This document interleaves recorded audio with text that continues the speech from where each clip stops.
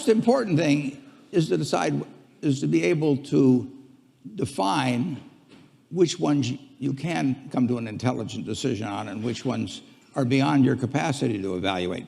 You don't have to be right about thousands and thousands and thousands of companies. You only have to be right about a couple. I met Bill Gates on July 5th, 1991. We were out in Seattle, and Bill said, "You've got to have a computer." And I said, "Why?" And he said, "Well," he said, "you can do your income tax on it." I said, "I don't have any income. Berkshire doesn't pay a dividend."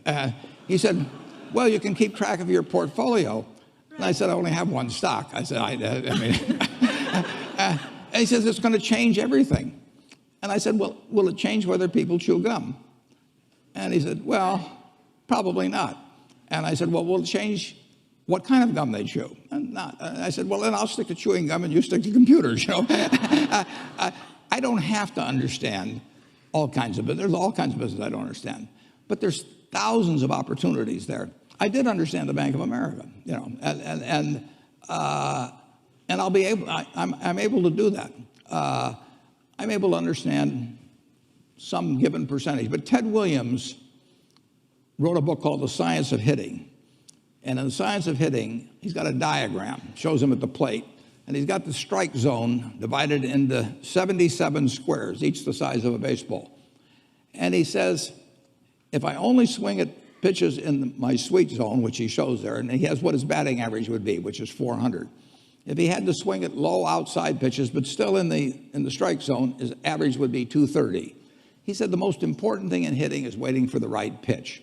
Now, he was at a disadvantage because if the count was 0-2 or 1-2 or so on, even if that ball was down where he was only going to bat 230, he had to swing at it. In investing, there's no called strikes. People can throw Microsoft at me and, you name it, any stock, General Motors, and I don't have to swing.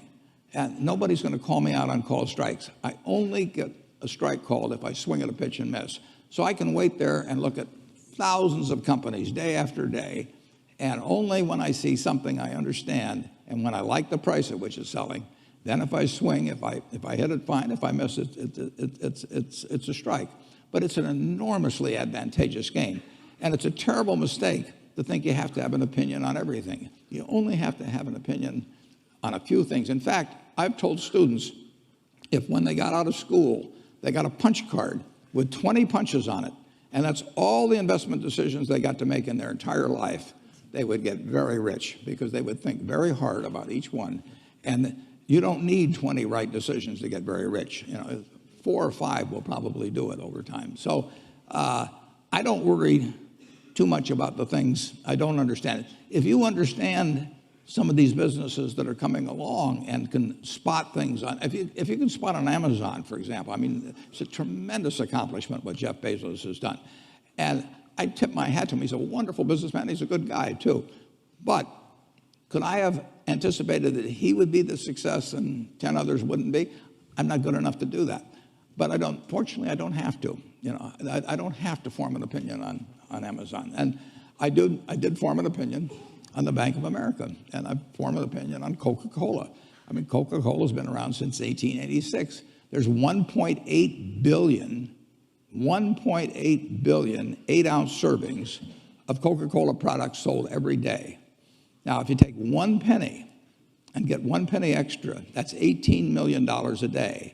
And 18 million times 365 is 7 billion, 3 less 730 billion, or $6,570,000,000. So annually, $6,570,000,000 from 1 penny. Do you think Coca-Cola is worth a penny more than Joe's Cola? I think so. So, and I've got about 127 years of history that would indicate it. So those are the kind of decisions I like to make. And you may have an entirely different field of expertise than I would have, and probably much more up to date in terms of the kind of businesses that we're seeing evolve. And you can get very rich if you just understand a few of them and understand their future.